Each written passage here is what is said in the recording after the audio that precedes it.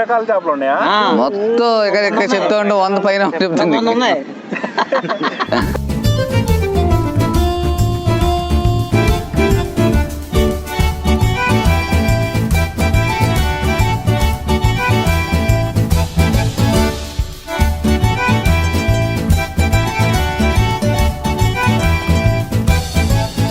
Hello guys, welcome back to the me time. ఈరోజు మనం ఆంధ్రాలోని Chirala beach దగ్గర ఉన్నాం అనమాట. ఇక్కడ ఓడరేవులో ఎప్పుడు జనాలు కిటకిటలాడుతూ ఉంటారు. ఎస్పెషల్లీ మార్నింగ్ టైమ్స్లో ఇక్కడైతే చేపల వేలంపాట నడుస్తుంది అనమాట. సో ఆ వేలంపాటలో మనకి సముద్రంలో దొరికే రకరకాల చేపలు అయితే పొద్దున్నే వాళ్ళైతే వేలంపాటకి పెడతారు. మనకి ఆ చేపలు వచ్చేసి ఇక్కడ నుంచి వేరే దేశాలకి వేరే ప్రాంతాలకు అయితే ఎక్స్పోర్ట్ చేస్తారనమాట.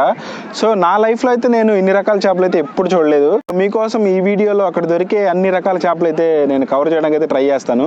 సో మరి చూసేద్దామా, వచ్చేయండి. మరి వెళ్ళే ముందు ఇలాంటి ఇంట్రెస్టింగ్ వీడియోస్ ఇంకా చూడాలి అనుకుంటే మన ఛానల్కి అయితే తప్పకుండా సబ్స్క్రైబ్ చేసుకోండి అండ్ పక్కనే ఉన్న బెల్ ఐకాన్ అయితే తప్పకుండా క్లిక్ చేయండి. చీరాల ఓడరేవు ఇది ఎప్పుడు పడవలు మత్స్యకారులతో ఎంతో బిజీగా కనిపిస్తుంది. ఇక్కడ జరిగే చేపల వేటలో ఎన్నో రకాల చేపలు మనకి దర్శనమిస్తాయి. వాటిని మనం లైఫ్లో ఒక్కసారైనా చూసుంటామో లేదో. మరి ఈ వీడియోలో మీకోసం అయితే నేను అక్కడ దొరికి అన్ని రకాల చేపలు అయితే చూపించబోతున్నాను. మరి తప్పకుండా ఈ వీడియో చివరి వరకు చూసేయండి. ప్రతిరోజు ఉదయం 7 గంటల నుండి 10 గంటల వరకు ఇక్కడ మనకి చేపల వేలంపాట నడుస్తుంది. అందులో మనకి సముద్రంలో దొరికే రకరకాల చేపలు అయితే కనువిందు చేస్తాయి. మత్స్యకారులు ప్రతిరోజు ఈ సముద్రంలో చేపల వేటకి వెళ్ళి దాదాపుగా వారం రోజుల పాటు అక్కడే ఉంటారంట. వాళ్ళకి కావాల్సిన ఫుడ్ అండ్ చేపల్ని పెట్టడానికి ఐస్ ఇవన్నీ కూడా వాళ్ళతో పాటు నింపుకొని వేటకైతే బయలుదేరతారంట. దాదాపుగా 3000కు పైగా పడవలు అయితే మన చీరాల ఓడరేవు నుంచి చేపల వేటకి బయలుదేరుతూ ఉంటాయంట. చేపల వేట ముగించుకున్నాక పడవలు ప్రతిరోజు ఉదయాన్నే ఈ బీచ్ దగ్గర ఈ ప్లేస్లో ఆ చేపలన్నింటినీ వేలంపాటికి పెడతారు. ఆ చేపలు కొనడానికి చుట్టుపక్కల అమ్ముకునే వాళ్ళు మరియు చాలామంది వేరే ఊళ్ళ నుంచి కూడా వచ్చి చేపలు కొంటూ ఉంటారు. అండ్ చాలా వరకు చేపలు అయితే వేరే దేశాలకు కూడా ఎక్స్పోర్ట్ అవుతాయండి ఇక్కడ నుంచి. మరి ఇంకా లేట్ చేయకుండా ఆ చేపలన్నిటినీ చూసేద్దామా?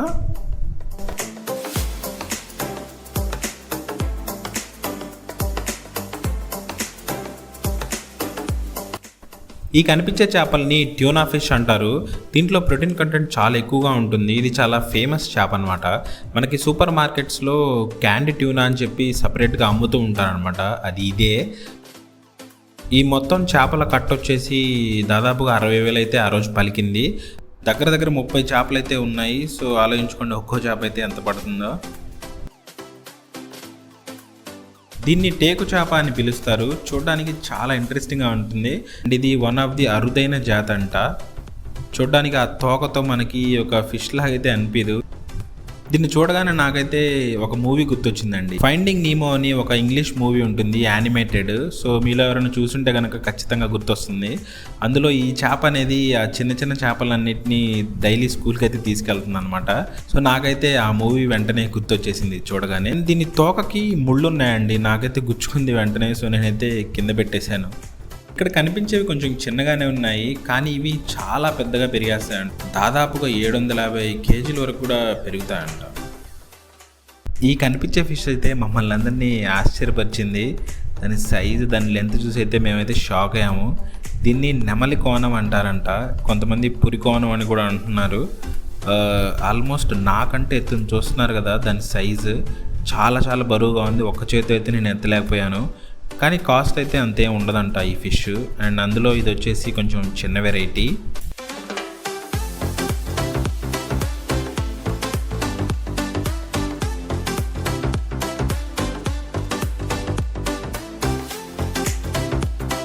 పొడవుగా సన్నగా ఉన్న ఈ చేపల పేర్లు వచ్చేసి కదురు అంట.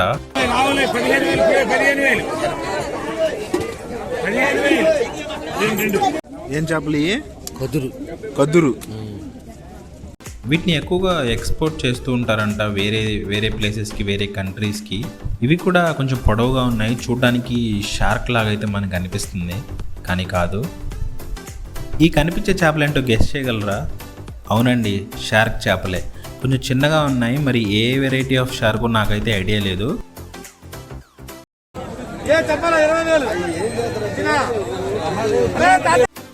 సో ఆ కట్టకట్ట వచ్చేసి 20,000 అంట. చిన్నవి చచ్చిపోయినాయి కాబట్టి మనం ఎత్తగలిగాము. అవే పెద్దయ్యాక ఏం చేస్తాయో మీకు తెలుసుగా. ఏం చేపలు ఇవి? పార. వీటి పేరు విన్నారు కదా, పార అంటారంట. చూడడానికైతే పిరానా చేపల్లాగా అయితే నాకు అనిపించాయి. మీకు కూడా అలానే అనిపిస్తే కామెంట్స్లో చెప్పండి గాయస్. అండ్ ఈ కట్టకట్ట వచ్చేసి 25,000 అంట. మరి ఈ కట్టలో మొత్తం ఎన్ని చేపలు ఉన్నాయో నేనైతే లెక్కేలేదు. అండ్ ఈ కనిపించే చేప వచ్చేసి ఈ ఒక్క చేప 60,000 అంట. మీరు నమ్ముతారా? నిజం. మరి దీని గురించి నేను పూర్తిగా ఒక సపరేట్ వీడియోలో అయితే చెప్పాల్సిందే. అండ్ ఇది చాలా అంటే చాలా రేర్ ఫిష్ అంట. చూసారు కదా ఎన్ని రకాలు ఉన్నాయో. ఇంకా చాలా రకాలు ఉన్నాయి గాయస్. వాటిని కూడా మనం చూసే ముందు అసలు ఈ వేలంపాట గురించి ఇంకొన్ని విశేషాలు మనం ఈ లోకల్లో ఉండే మత్స్యకారులను అడిగి తెలుసుకుందాం రండి. నమస్తే అన్న. నమస్తే అన్న. ఇక్కడ వేలంపాట గురించి ఏమన్నా మీకు తెలిసిన విషయాలు మాకు చెప్పండి అన్న. ఇక్కడ డైలీ మార్కెట్ జరిగిద్ది అన్న. అన్ని రకాల చేపలు దొరుకుతాయి. ఇక్కడ నుంచి ఎక్స్పోర్ట్ కూడా వేస్తారు. ఎవరైనా చేపలు కొనుక్కుందాం అనుకున్నా అతి తక్కువగా వస్తాయి ఇక్కడ. కోనవులు కాని నుంచి కనసలు, కోనవులు, ఎంగళ్ళు, గొరకలు, పాములు, కచ్చిళ్ళు, పార్లు, ఎంపళ్ళు, దొండవులు, జీలావులు, రొయ్యలు, మళ్ళీ పీతలు, కిలోవులు, కానంగడత, ఇన్ని రకాల చేపలు ఉన్నాయా? మొత్తం ఇక్కడ చెప్తా ఉంటే 100 పైన చెప్తుంది. 7 జడ్డు అన్ని రకాల చేపలు దొరుకుతాయి. డైలీ తినే వాళ్ళు కొంటారా లేకుంటే హోటల్ వాళ్ళు వేరే దేశాలు? తినే వాళ్ళు అప్పుడప్పుడు స్టౌన్లు వస్తారు. ఎక్స్పోర్ట్ ఎక్కువ జరిగింది. ఎక్స్పోర్ట్ ఎక్కువ. ఓకే. సో పొద్దున ఎన్ని గంటల నుంచి మామూలుగా ఎన్ని గంటలకు? 7 కాడి నుంచి 10 వరకు. ఓకే.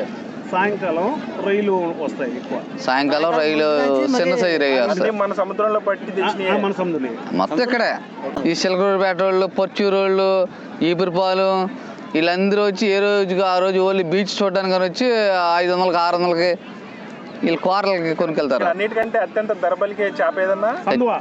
సందువా, కచ్చిల. తర్వాత కచ్చిలో వచ్చి మంచి రేట్ 40,000 వెళ్తాం ఒక పీస్. అందరూ లోకల్ వాళ్ళే ఎక్కువ శాతం. ఏ తమ్ముడు ఇటు తీసుకురా చూద్దాం. అలా చూపించు. ఏం చేపలు ఇవి? గొరకలు, బుట్ట కొరకలు. దగ్గర కొంచెం దగ్గర. Okay, very good. మాకు ఒక ఆల్బార్ నడత పడితే ఇంకా స్పెషలిస్ట్ బాగా ఉంటుంది. ఇక్కడ ఆల్బార్ పడుతుంది అంటున్నారు కానీ ఇంకా పడలేదు. ఫిషింగ్ ఆల్బార్. ఈ ఫిషింగ్ ఆల్బార్ అనేది పడితే ఇంకా డెవలప్మెంట్ ఇంకా బాగుంటుంది. ఎవరైనా వచ్చి టూరిజం బాగుంటుంది. మీలాంటి వాళ్ళు ఎవరైనా వచ్చి కొనుక్కుందామన్నా చేద్దామన్నా ఒకవేళ సముద్ర స్నానాల కన్నా చాలా హైలైట్గా ఉంటుంది. అది ఆల్బార్ అనేది లేక చాలా మంది జనం చచ్చిపోతున్నారు. ఉంది, మన దగ్గర లేదు. మినీ ఆల్బార్ అనేది శాంక్షన్ చేశారు. అది అంటమే కానీ పెండింగ్ అంటున్నారు. దాదాపు 10 సంవత్సరాల నుంచి పెండింగ్ లో ఉంది. 2020 రాబడికి అయిపోవాలన్నాడు చెన్నై మోడల్. ఇప్పుడే 2022 వచ్చింది కానీ అవ్వలేదు. అది కూడా కొంచెం ఆ ఆల్బార్ గురించి కొంచెం ఫోకస్ చేస్తే మీలాంటి వాళ్ళు కూడా యూట్యూబ్ ఛానల్ పెట్టి ఈ వీడియో చూస్తే మన పెద్ద వాళ్ళు ఎవరైనా ఈ వీడియో చూసారనుకో వాళ్ళు కూడా ఏమన్నారు ఓకే చాలా సంవత్సరాల నుంచి పెండింగ్ ఉందని వాళ్ళు పట్టించుకొని చేస్తే బాగుంటుంది. అది అంతే. సో విన్నారు కదా వాళ్ళ మాటల్లోనే. అండ్ ఇక్కడ మనకి చేపలతో పాటు ఇంకా చాలా రకాల సీ ఫుడ్స్ అయితే దొరుకుతున్నాయి. వాటిలో మనకి ఇక్కడ కనిపించే వచ్చేసి పీతలు అనమాట. అందులో కూడా రకాలు ఉన్నాయి. ఈ కనిపించేది బ్లూది చాలా ఇంట్రెస్టింగ్ అనిపిస్తుంది కదా. అండ్ నేనైతే వాటిని సరదాగా కొంచెం అయితే ఎక్స్ప్లోర్ చేశాను. చచ్చున్నాయి కాబట్టి మనం అయితే హ్యాపీగా పట్టుకోవచ్చు.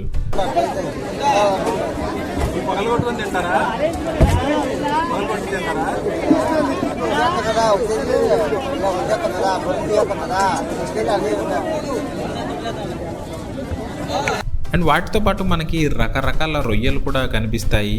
ఈ కనిపించే వెరైటీ వచ్చేసి టైగర్ ప్రాన్స్ అనమాట. సో ఇది ప్రాన్స్లోనే కొంచెం పెద్ద ప్రాన్ అనమాట. సో చూడ్డానికి అయితే మీకు కనిపిస్తుంది కదా, ఆ స్ట్రైప్స్ ఏవైతే ఉన్నాయో అవి టైగర్లా ఉంటాయని చెప్పి టైగర్ ప్రాన్స్ అని పిలుస్తారంట. అవి కాకుండా మనకి ఇంకా చాలా రకాలు ఉన్నాయి ప్రాన్స్లోనే. ఈ చిన్నయా? ఈ చెన్నై ఆ, ఇవేమో కలంత ఆ, అవేమో నారం ఆ. టైగర్ వాటి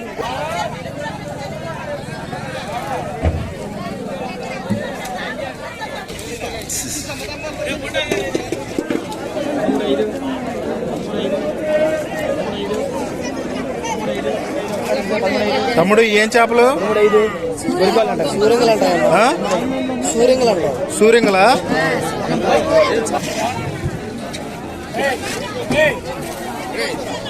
ఏం చేపలు? ఆ? అర్థం కాల. తంబా రొట్టెలా? విన్నారు కదా, వీటిని తంబా రొట్టెలు అంటారంట. కొంతమంది వీటిని దేవుడి నాలికలు కూడా అని పిలుస్తున్నారు. అండ్ ఆ పేర్లు తొందరగా అయితే అర్థం కావట్లేదు, 1కి 4 సార్లు అడిగి తెలుసుకోవాల్సి వస్తుంది. చాలా వెరైటీగా అయితే మనకు అనిపిస్తాయి ఆ పేర్లు.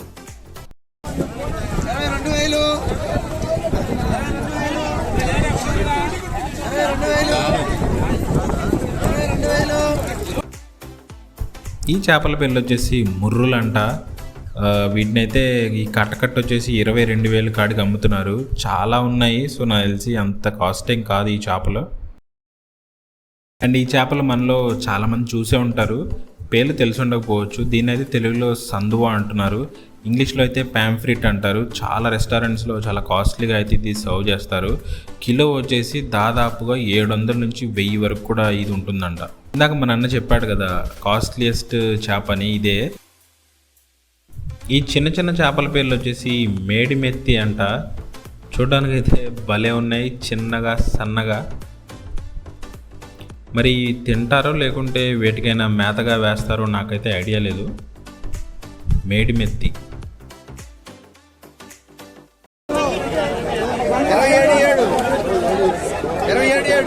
బాబా ఏం చేపలు? గురక.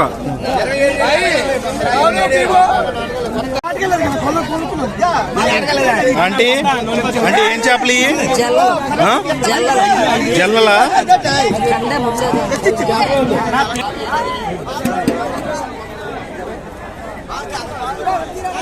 బాబాయ్ ఏం చేపలు? చంద్రబొమ్ముడు చంద్రబొమ్ముడా? తెల్లబొమ్మ అంటారు. చంద్రబింబుడు అలియాస్ తెల్లపాము. అది తెల్లపాము, ఇది నల్లపాము. దీని వేరే పేరు అయితే నాకు ఐడియా లేదు, కానీ స్మెల్ అయితే చాలా వస్తుంది. మనం అయితే ఎక్కువసేపు దాన్ని అయితే పట్టుకోలేము. మామూలుగా ఎన్ని గంటలు వేటకి వెళ్తారు? 7 గంటలకు వెళ్తారు. ఉదయం 7ంటికి వెళ్ళి వారం రోజులు ఉంటారు. వారం 5 days 10 రోజులు వేటలోనే కావాల్సిన ఫుడ్ గిట్ అన్ని మొత్తం 7 ఓకే. ఎంతమంది అలా వెళ్తారన్న బోట్కి వచ్చేసి? బోటుకి వచ్చి 8, 9 ఒక్కొక్క బోట్లో వచ్చి 8, 9కి మంది వెళ్తారు. ఐస్ 4 గంటలు, ఒక 5-6 గంటలు ఐస్ వేసుకుంటారు. వాటర్ ఒక 500 లీటర్ వాటర్ వేసుకుంటారు. డీజిల్ ఒక 500 వేసుకుంటారు. ఫుడ్ ఒక 5,000 రూపాయలది బచ్చం, బియ్యం కట్టలు, మనం టమాటకాయలు, ఉల్లిపాయలు వేడి. వేటకి తీసుకొచ్చి ఇలా వేలం పాటకేస్తారా? అవును. వాళ్ళు అమ్ముకుంటారా? లేదు, ఇలా అలా తీసుకొచ్చి ఇలా ఏలం పట్టేస్తాం. డైలీ అంటే దగ్గరికి ఒక 3,000 బోట్ ఉంటుంది. 3,000 బోట్లో మ్యాక్సిమం ఎంత లేదు, అట్లీస్ట్ ఒక 500 బోట్ దిగుతుంది ఒకటికి. ఒక 500 బోట్ నీటిలో ఉన్నా అలాగా తద్దుమారు 2 రోజులు 3 రోజులకి. ఇప్పుడు ఒక్కోసారి వారం రోజులు వెళ్తారంటున్నావు, మరి ఒక్కోసారి రిస్కేగా? మరి ఉండాలిగా రిస్క్ అన్నీ, మరి లేకపోతే వస్తే లాసేగా. అప్పుడు వచ్చేస్తారు తుఫాన్ అనేది మనకు తెలిసిపోయింది. వాగు అలా చేయడం మనకు చెప్పేస్తుంది సముద్రం. మొన్న వాతావరణం బాగాలేదు చెప్పేసింది, తెలిసిపోయింది మనకి. అది తెలిసిపోయినప్పుడు మనకి ఆటోమేటిక్ కొంచెం తిరిగి వస్తాం, ఏదో కొంచెం తిరిగి వచ్చేస్తాం. ఓకేనా? మేము అడగగానే చాలా విషయాలు అయితే మాకు చెప్పారు. థ్యాంక్ యూ అన్న. థ్యాంక్స్ అన్న. సో విన్నారు కదా మన వారి మాటలు. ఇక్కడ ఏది ఎలా ఉంటుందో అక్కడ ఉండే వాళ్ళకే చాలా బాగా తెలుస్తుంది, కాబట్టి కొంచెం లేట్ అయినా కూడా వాళ్ళని అడిగి మేమైతే తెలుసుకున్నాం అనమాట. వాళ్ళు చెప్పినట్టు చాలా వరకు ఇక్కడ ఫిషెస్ అయితే ఎక్స్పోర్ట్ క్వాలిటీ ఉన్నాయి. ఇక్కడ చూస్తున్నారు కదా, ఆ బళ్ళ మీద పెట్టుకుని అయితే వాళ్ళు చక్కగా ఎక్స్పోర్ట్ చేయడానికి అయితే సిద్ధం చేసుకున్నారు. ఆ తర్వాత ఇలా పెట్టెల్లోకి షిఫ్ట్ చేసేసి వాటికి కావాల్సిన ఐస్ అవన్నీ నింపేసి ఆ లారీలో అయితే షిఫ్ట్ చేస్తారనమాట. వేరే దేశాలకైతే, వేరే ప్రాంతాలకైతే షిఫ్ట్ చేయడానికి. అండ్ ఈవినింగ్ టైమ్స్లో ఎక్కువగా ప్రాన్స్ వేరే సీ ఫుడ్స్ అయితే వస్తాయని కూడా మన వాళ్ళు స్పెషల్గా చెప్పారు.